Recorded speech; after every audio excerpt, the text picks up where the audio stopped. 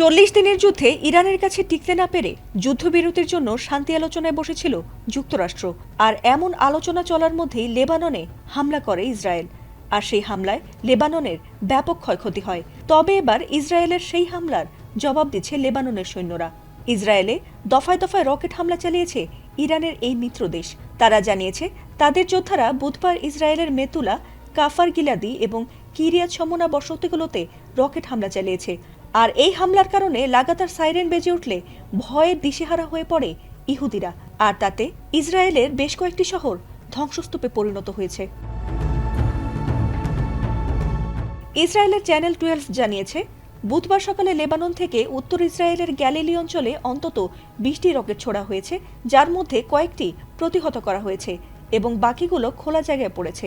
এছাড়াও এই হামলার কারণে মানারা এবং কিরিয়াত শমনায় সাইরেন বেজে ওঠে।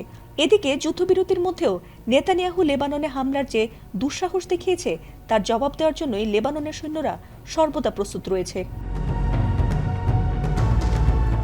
ইসরায়েলে দফায় দফায় এমন রকেট ও ক্ষেপণাস্ত্র হামলায় হঠাৎ করেই হতবাক হয়ে পড়েছে ইসরায়েল। যদিও ইরান ও যুক্তরাষ্ট্রের মধ্যে হওয়া 14 দিনের যুদ্ধবিরতির অন্তর্ভুক্ত ছিল লেবানন, তবে লেবাননকে এই চুক্তির অংশ মনেই করে না ইসরায়েল।